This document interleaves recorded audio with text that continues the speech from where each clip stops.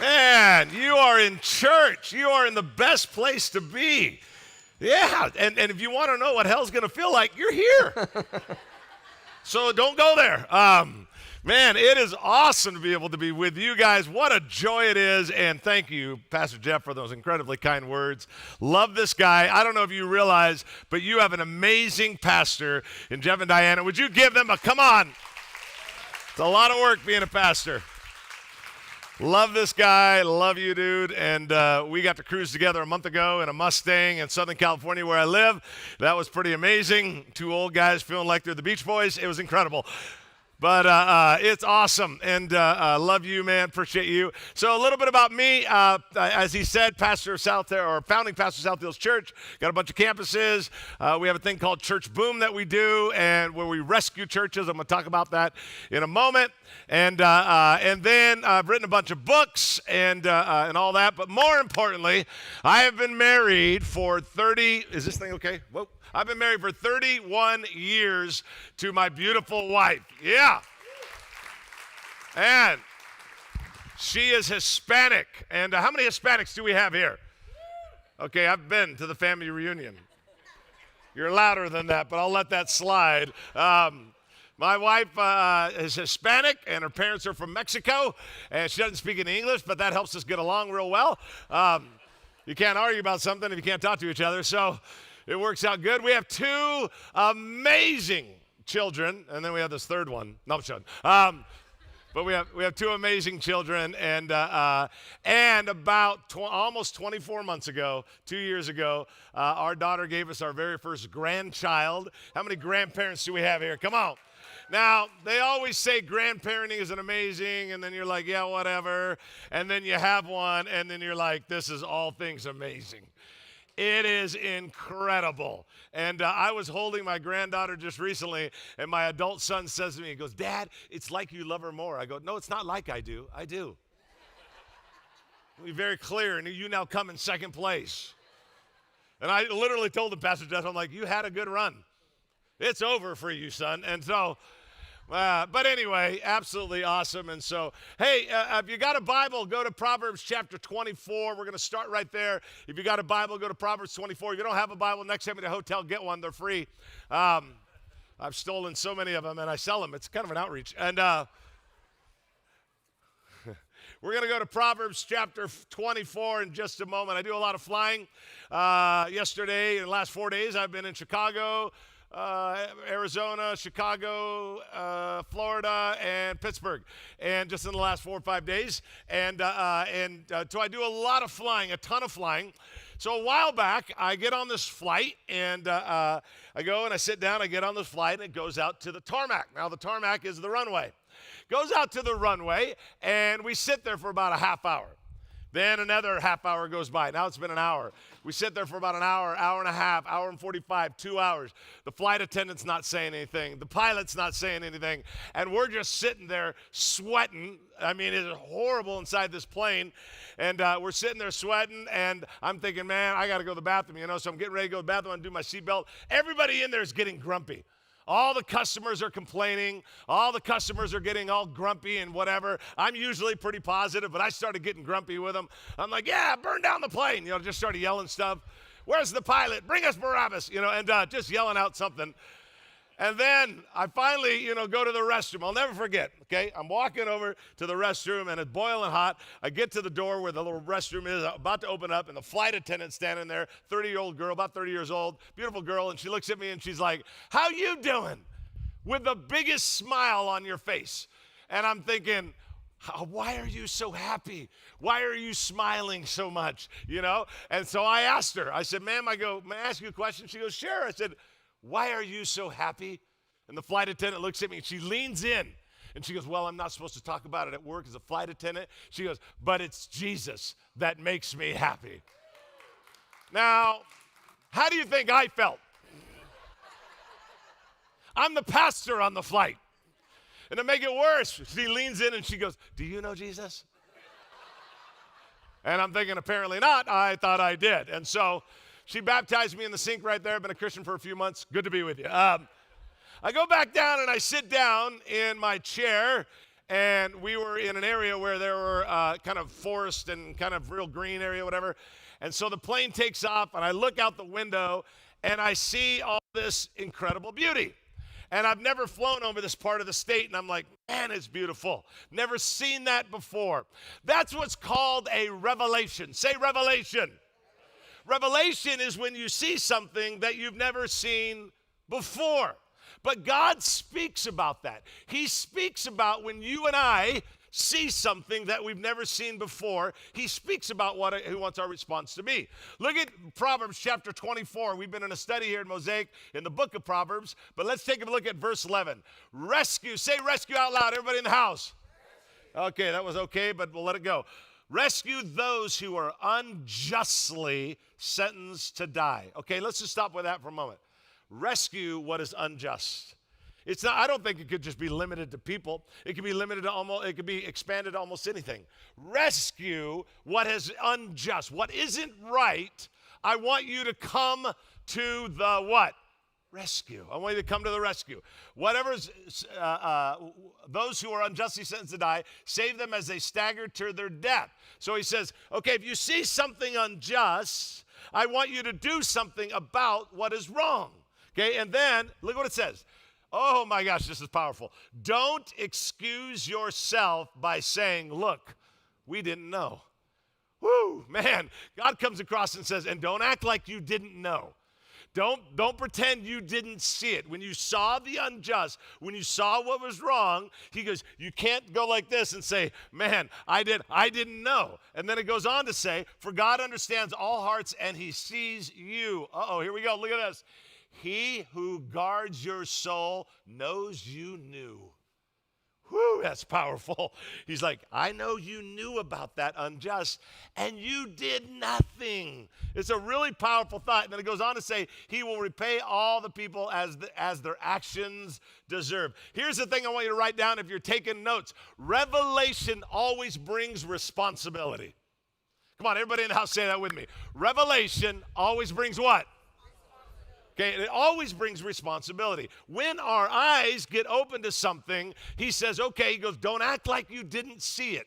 You were made aware of this unjust problem, this injustice that was taking place, and you got to do something about it. So God opened up my heart a few years ago and gave me a revelation about this thing called the local church. Now, I love the local church, and I think it's one of God's greatest ideas. And God's got a lot of amazing ideas. How many have ever seen an amazing sunset? Or a sunrise, or you saw something and you're just like, man, God, you are absolutely incredible. God has amazing ideas, and one of the best ideas he has is this thing called the local church. Where else do you come and you get to pray for people, you get to worship together, we get to give and do a part of something that's bigger than ourselves? God loves the local church, and it's one of his greatest ideas. But here's the challenge. In the 1940s and in the 1950s, watch this. Check this out. The church population in the 40s and 50s was outpacing America's population. Churches were growing that fast. They were outpacing America's population. But something happened. Something went wrong. And all of a sudden, we've seen a difference in our spiritual life as a nation. How many would agree with me? You don't even got to go back 10 years. How many would agree we're a different America than we were just 2 or 3 years ago? It is. Is it different or not? It's different. It feels different. And what's happened is this, is in the 40s and 50s, we were taken off, but something went the other way. Look at this graph for me real quick. Put it up on the screen for me. Look at it's hard to kind of see. Oh, I don't know if it'll come up there or not, but basically it says in 2000, you can hardly see it, but in the year 2000, 70% of all people in the nation claimed a faith. But then by the year 2020, just 20 years later, just a couple of years ago, it dropped to 47%. It is the lowest. Now listen to me. It's the first time in America's history, watch this, less than half the people claim a faith. So in 2000, 70% claimed some sort of faith, Catholic, Christian, whatever. But by 2020, it dropped all the way down to 47%. Folks, we are living in a time where less than half the people claim a faith, and that's the first time in our nation's history. And so what happens? Now all of a sudden, watch, less people are going to church. Less people are looking towards God. we see what's happening in the last couple of years. And as a result, man, it is starting to change everything. And we're seeing churches shut down at a rapid pace. In 2019, America shut down. Ready for this one? In 1 year, America shut down 10,400 churches in 1 year. You catch that? In 1 year, we shut down 10,400 churches in 1 year. And the pace just keeps on going. We are closing more churches than we open. CNN came out with this article real quick, and I'm going to jump into the scripture in a moment, but I'm going to give you a basis. It said, look what it says, a new solution for America's empty churches. What's the next part say? Everybody read it out loud with me. What's the next part? A what? Come on, everybody in the house. A what? Change of faith. Okay, look up the article. It says a new solution for America's empty churches. Churches are dying. It's a change of faith. And you read the article. I'm not saying anything bad. I'm not saying anything against it, what it says. You read the article and do your own thing. But here's what it says. The number one fastest growing religion in America is Islam. The number one organization that buys empty churches is Islam. We are 16 years away from having more mosques in the United States than we have Christian churches in the United States. That's according to what they said. So things have changed, you guys. Things have radically changed. And we've watched this happen over the last couple of years where churches that are 40 and 50 and then they die and they close their doors, and we're watching the effect. And how many would agree with me? Every time a church dies somewhere in America, America gets a little bit darker. Because so goes the churches, so goes America. It always works out that way. And here's the reality. The only thing necessary for evil to triumph is for good men and women to do nothing. That's the only thing necessary. See, it's back to Revelation. Once we know what the problem is, we have a responsibility to the problem. Once we are aware, like, whoa, that's a problem, now we are responsible. And God says, don't act like you didn't know. Don't act like you didn't see it. We are responsible for the problem. Years ago, I was speaking regularly at one of our campuses. We have multiple campuses, and I was speaking at one of them. It's a real large one, and I was speaking regularly there. And I come walking in, or I'm sitting there, and we have 5 weekend services at the campus at the time, and I'm sitting there, and in walks this guy that sits right there. Now, real quick, how many have ever, and this is the guy that's like this, how many have ever met anybody, they're the nicest people in the world, but they look flat out intimidating? Come on. You ever met someone like that? Like, you know you're being judging, but you're like, dude, I don't even know. You might be the nicest guy in the world, but man, you're intimidating. Like, that was this guy right here. You know, just intimidating. You know, he's the kind of guy that when you're pumping gas at midnight, you know, and then someone gets out of the car, you're like, yeah, $1.50 is enough. You know, and you walk away. Because that'll give you almost 2, maybe 3 ounces. And so I get up and I walk over and I meet him. I said, hey, man, how you doing? What's your name? He stands up. He is tatted up to here. He has got hair slicked back. He's got black glasses on. He's got chains like this. I don't know how else to say it, but the dude looks like he's from the mob. That's it. I mean, he just looks like, maybe he's not the Godfather, but he looks like he guards the Godfather. You know what I'm saying? And so I walk over and I go, hey, man, how you doing? He stands up, and I kid you not, totally being honest with you. And by the way, don't you love when pastors say that? I love when a pastor says, can I be honest with you? Because I'm always thinking, what have you been doing up to this point? But anyway, I walk over and I said, hey, man, I go, how you doing? He stands up. He's like 6'2", intimidating. And he looks at me and goes, how you doing? And he talks like that. And I'm like, he's got a cannoli somewhere. He is the Godfather. And I said, I'm doing good, man. How are you? And I go, my name's Chris. He goes, my name's Glenn. And I said, well, it's nice to meet you, Glenn. He sits back down. His sunglasses stay on. By the way, he doesn't take his sunglasses off for nothing. I'm not talking, like worship, prayer. I baptize him with sunglasses on. In the name of the Father, Son, Holy Spirit. He comes up, quick, you know, but he is, seriously, he's just insane. And so service goes on. We worship and all that. I get up to speak. I come up here. I do speaking. Big crowd. You know, it's packed out. People are laughing. They're into the story. There's lots of people there. And all of a sudden, I look down over at him. Everybody's laughing except for him. He's just sitting like this the whole time. Not one smile. He's just like this with his glasses on. I'm thinking, he's going to kill me. That's why he's here. He's just come to kill me. This is it. So I get done speaking. I go down. We do the offering at the end. The associate pastor comes up. He prays for the offering. I'm sitting right over there, and I look down. Oh, I'll never forget. I look down during prayer. Now, I know, you're the pastor. You're supposed to close eyes, but I kept my eyes open the whole time because I'm thinking, I got to be ready if he makes a move. I got to be ready. And so I'm standing there, sitting there, and I'm looking over at him. I'll never forget. And he's sitting right over here. And during the prayer of the offering, he starts rolling up his pant leg. And I'm like, he's going for a gun. He undoes a rubber band. Pastor Jeff, he has got the biggest grip of $100 bills I've ever seen on his ankle. There had to be 10 grand on his ankle. And I'm looking down over at him, and he's getting ready for the offering. Everybody's praying, and he's like, and he stops, and I'm like, I know where the bodies are. And so we get done, whatever. Next week he shows up. He continues to show up. After about, I don't know, 3, 4, 5, 6 weeks, he comes up to me and goes, Pastor Chris, he goes, I'd like to help out around here. I go, what would you like to do? He goes, put me in charge of security. Thinking, I don't know if that would be wise, I don't need you, mobbing someone because they showed up late to church. But so I said, well, how about if you be an usher? He goes, I'll be an usher. The smartest thing we ever did, put him as an usher. You want your offerings to go up? Get Glenn to take the offering. He'll stand over you the whole time like, that's it? That's all you got? Like that, people putting in their watches, they're putting in their children. It's incredible. And so after about 3 months of coming to the church, I'll never forget, service is about to start, comes over, hey, Pastor Chris, give him a big hug, and I'll never forget what he says to me. He goes, he's been there for about 3 months. He goes, you know why? He goes, Pastor Chris, he goes, do you know why I sit in the front row? And I said, Glenn, I have no idea why you sit in the front row. He goes, if anything happens, I'll take care of it. And I'm thinking, he wants something to happen to me. He needs a reason to inflict pain.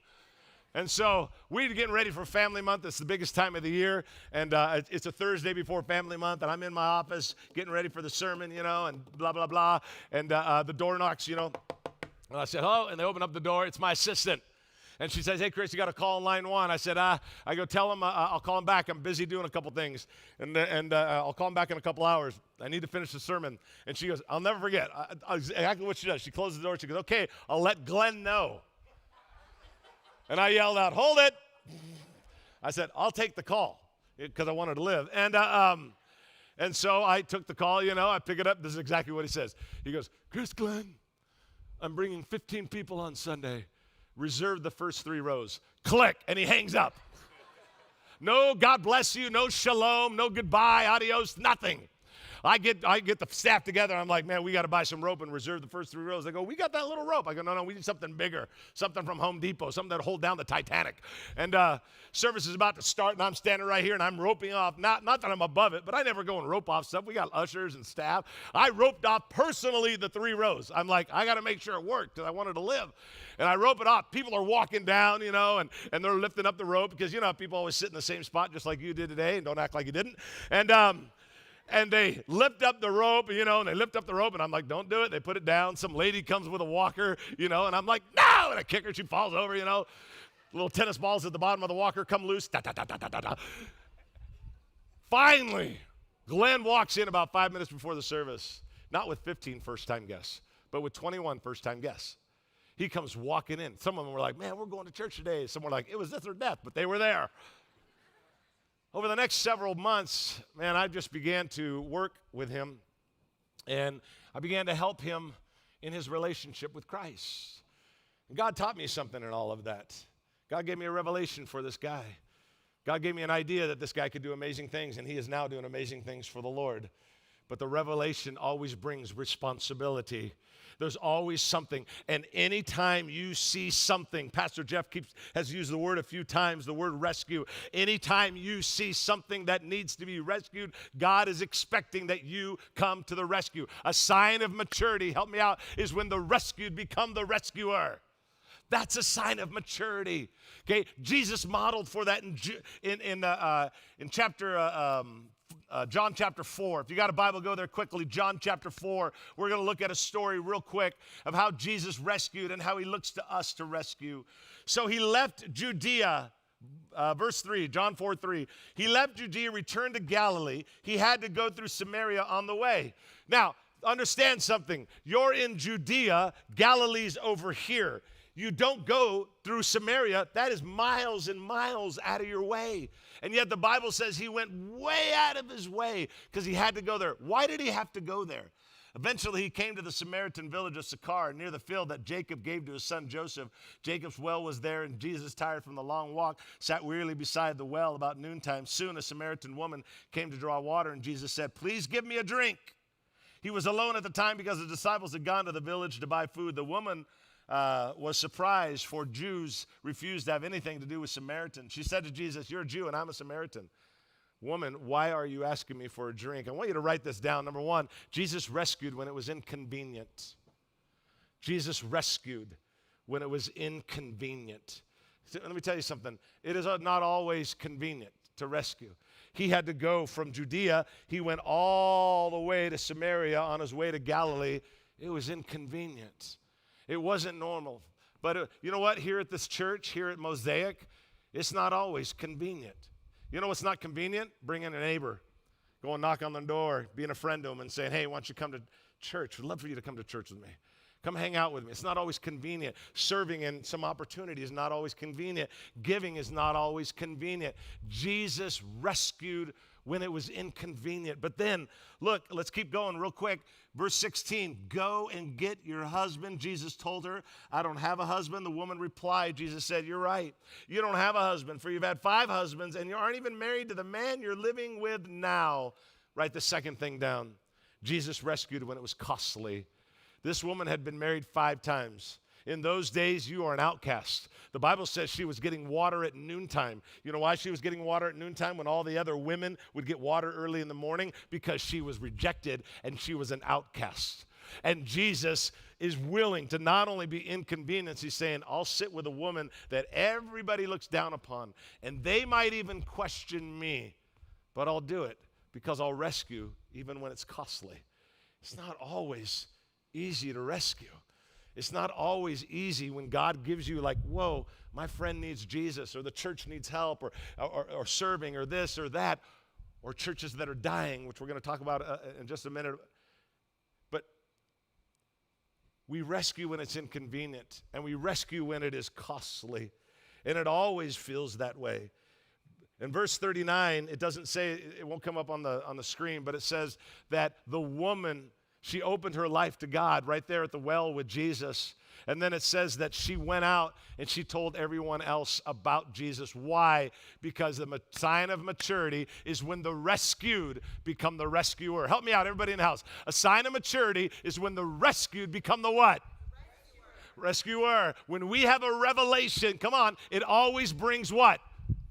Responsibility. Come on, revelation always brings what? Responsibility. That's what we see in this verse. This woman responded. She responded because of what God had done in her life. And I've seen that over and over. When I was a youth pastor, Jeff and I were youth pastors at the same time. We got to a point where our youth group was topping out at 700 kids in a church of 300 adults. It was crazy what God did. And long story short, I'll never forget. I think I told this a couple of years ago when I was here. This girl, she was the shyest girl on the planet. I'll never forget it. And she comes up to me at the youth group afterwards, and she says to me, she's 14 years old. She's 6'1". She's towering over me, and she looks at me, and she's the shyest girl. She's like, "Pastor Chris, I want to bring friends to church, but I live 10 miles away, and my parents can't bring them." And I said, I'm thinking in my mind, first of all, you have friends? Because you don't even talk. But she's like, "No, yeah, I want to bring friends." Okay, so I said, "You just call me and we'll figure it out." Tuesday rolls around, youth group starts at 7. She calls me at 3:30. "Pastor Chris," she goes, "I got 6 friends coming to church. Can you send something to come pick us up?" I said, "We'll get a minivan." So we sent a minivan out there, you know. She calls me up. This goes on for a couple more times. And then all of a sudden, she calls me up. I'll never forget. She goes, "Do you have a full-size van? I got 15 friends coming." And then she calls me. This goes on for a couple more weeks. I'll never forget. She calls me up at 3:30, Jeff, and she's like, "Do you have 2 vans? I've got 30 friends coming to church." She's a high school student. And I'm like, "We'll figure it out." Then, you know where this is going. 4 or 5 weeks later, she calls me up. It's 3 p.m. She calls me up. I'll never forget. And she goes, "Pastor Chris, church starts in 4 hours." She goes, "Do you have a bus?" And I'm thinking, we don't have a bus. And she goes, "I have 60 friends coming tonight." Yeah. I don't know who Jennifer Gonzalez is, but her credit card worked. We got the bus. And so we send the bus out there, and 60 kids come back. It's incredible, you know. A few more weeks go by, no joke. "Pastor Chris, do you have 2 buses? I have 120 friends coming tonight. I said, you have 120 friends. If I go and find out how to get 2 buses, which we did through the school district, and it cost us $800, which came out of my pocket because that pastor sure wasn't going to pay for it. And so I sent the buses out there, and sure enough, there was 129 kids, I think we counted, sitting in her front yard and pouring out into the street. And I was like, my gosh, this girl's crazy, you know? And what do you do with a person like that? You exploit the story. So here's what I did. I was speaking at a youth pastor conference. There's 500 youth pastors there. They're all there, 500 of them. And I'm telling the whole how to build a youth group, and I'm doing this whole training thing. Then I tell the story of Jennifer, and everybody's cheering and all that. They don't know Jennifer's sitting right there. Then I go, Jennifer's here. I tell the story. She comes up. She has steps. She goes on the step above me. So now she's like 6'6" above me. And everybody's applauding, yeah, and she's just real quiet and timid like this. And I'll never forget, I go, Jennifer, we just told the story about you and all the kids that you've invited, blah, blah, blah, blah, blah. And they're all blown away, and they want to know how you do it. And everybody's leaning in. And I go, how do you do it? What's your secret? Come on, tell us, Jennifer. And I go like this. I'll never forget. She leans down, and she goes like this. I invite them, and then they come. I'm like, that's it? I'll never forget afterwards, I go, why did you say that? And she goes, there's nothing more to it. I'm like, there you go. You invite them, and then they come. And so it was incredible what God did. But I watched God do something amazing in her life. And what happened was this, is God did something amazing in her life. She became the rescued. And she knew that she had a responsibility to go and become the rescuer. You see, that's maturity. I don't know where you're at in your faith. I don't know if you're new to God or whatever, but if you have any relationship with God whatsoever, understand 2 major principles. A maturity is when the rescued become the rescuer, but then the other one is anytime God gives you a revelation, revelation always brings responsibility. Remember Proverbs 24? You don't act like you didn't know. You knew about it, and you did nothing. He expects that we'll rise to the occasion and that we'll do something. Now, let's go back. In America, on average, America's losing 150 to 200 churches per Sunday. Less than half the people in America are claiming a faith. Folks, we are heading in a direction of being not a Christian nation anymore. You might look around and go, we're doing good here. You don't understand. We are coaching 200 churches a week. We see the problem. We see the issue. We see the battle that pastors are going through. One of the pastors that we're coaching on Thursday, this last Thursday, committed suicide. Pastor, suicide. 150 to 200 churches per Sunday, 71% are in decline. Let me tell you something. If you're 40 and above, 45 and above, it's going to make no difference to you. But let me tell you something. It's going to be a different nation for your children and grandchildren. And we can't hear this and do nothing. So what I did is I thought, man, a couple years ago, God gave me this revelation. We're coaching churches and all pastors, but then I was like, man, they need to be rescued.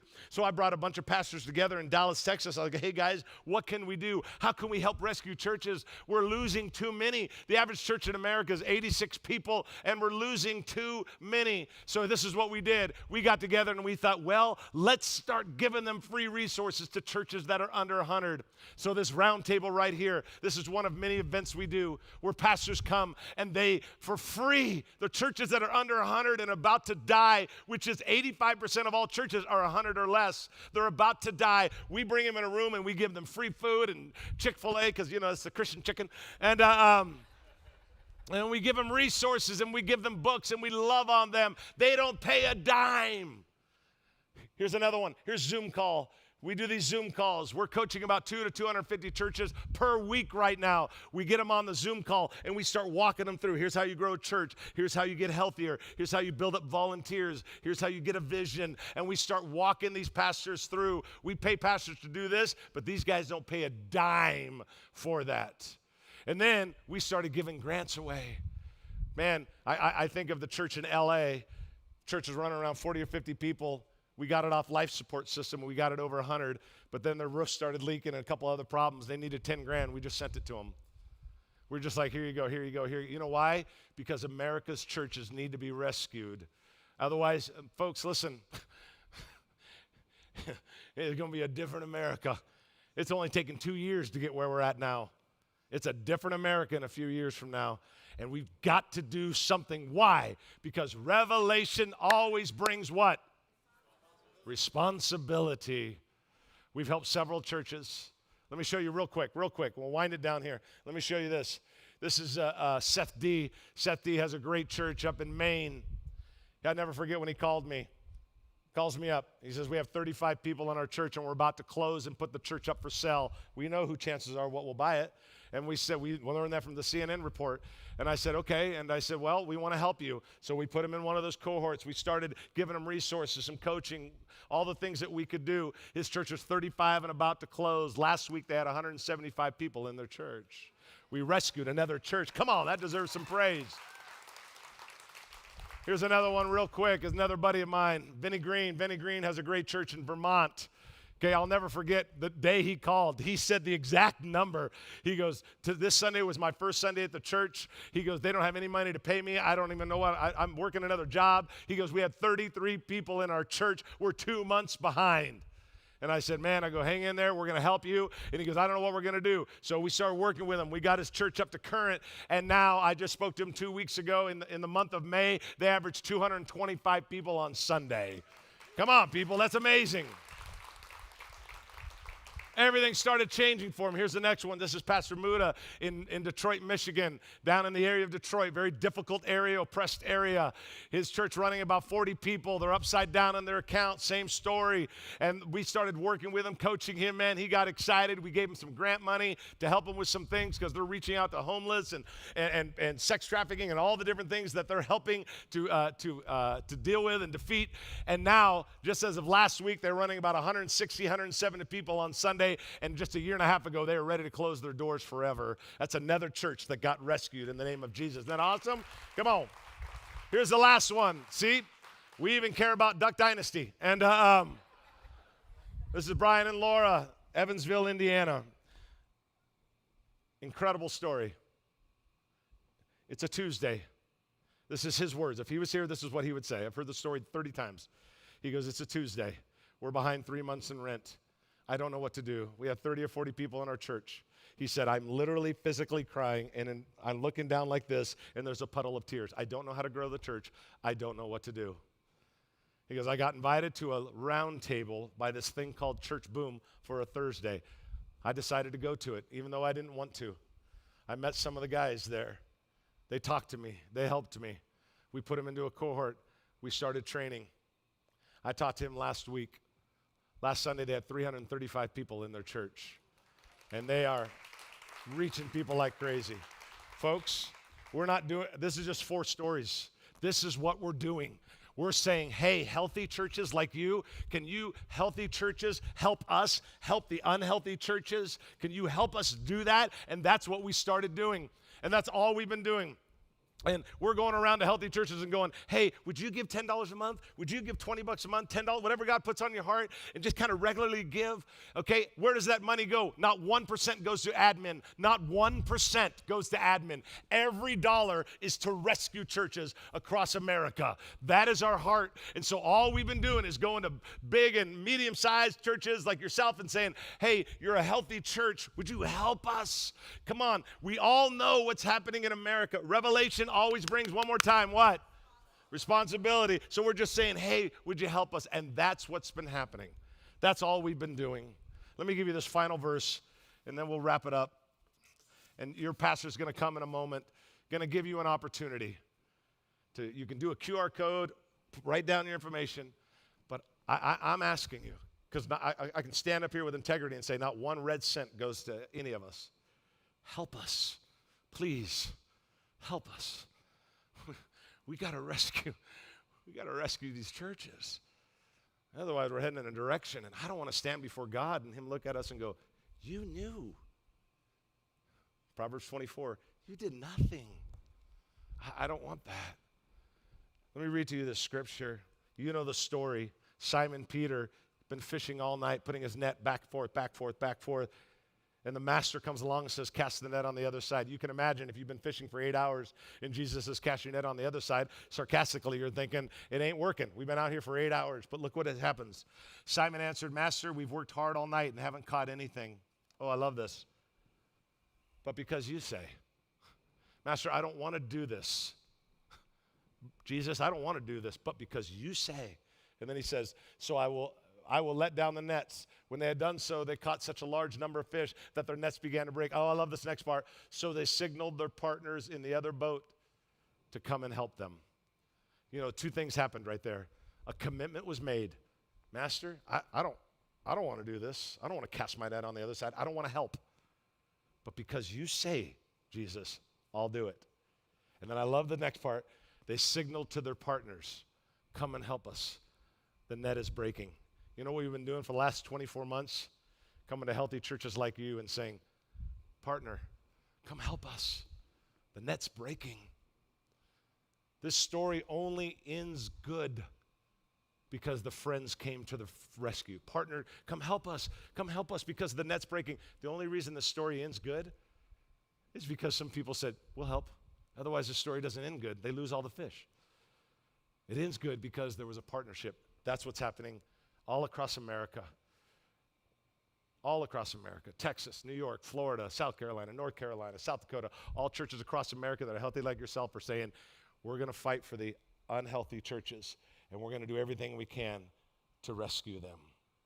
This is a great story that's coming up on the screen here about my friend Joel Wood, another church that we came to the rescue, and we helped them, and their church has taken off, growing like crazy. The story of this church and the way that it began is one that was built off of failure. There was a church split, and our church began. About 20 years later, the pastor of the church ended up in moral failure. Really, they ended up weathering some pretty tough years. And at the end of that, they had gone back to about 60 or 70 on a good weekend, and that was about the time that we came. Pastoring before Church Boom came into our life was scary. It was very difficult. We had never been in this position before. And as we came here, man, I wasn't really sure what to do. I wasn't sure how to make the dreams in my heart actually come to life with what God had told us. As a pastor's wife, you do your best to support your husband. What was difficult was honestly to see him frustrated because he had vision, but he didn't have direction. He didn't know what questions he should be asking.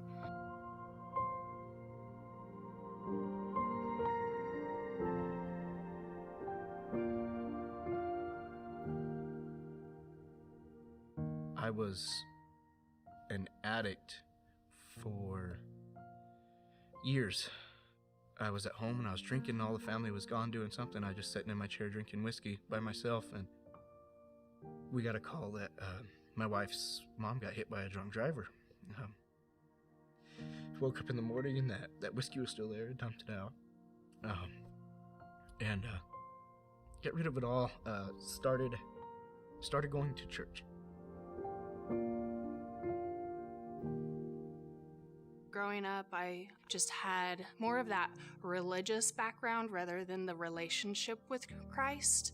So then as time went on, I just kept thinking to myself, like, man, there has to be more to God than just this. Like, we can't live up to this. I got really sad and angry and bitter. And instead of like realizing what it was, I started taking it out on my husband. As time progressed, I started having an emotional affair with this man. And after I had a physical affair with him, I remember going into the bathroom and looking in the mirror and saying, who am I? Who is this? I have never felt the Holy Spirit in my entire life. And whenever I worshiped for the first time at Waymaker, he just overtook me.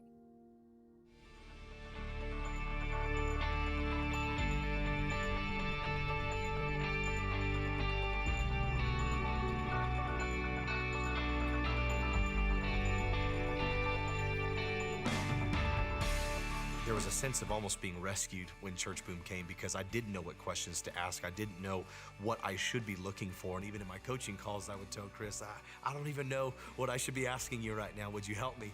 And I realized it wasn't until somebody with understanding came to help unlock the potential through the coaching, that's really what set us on that course.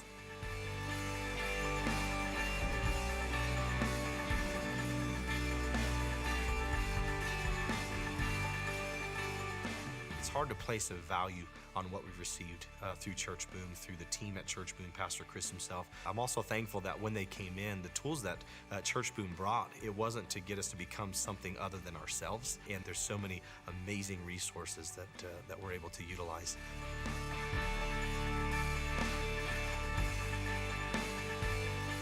When I think of this church, I think of happiness. I think of a place where I'm safe, where my family's safe. Whenever I come to church now, I just feel so alive. Like, I look forward to it. I can't get enough of church. I need this place, and I couldn't do my life without Jesus and the people that are in this place.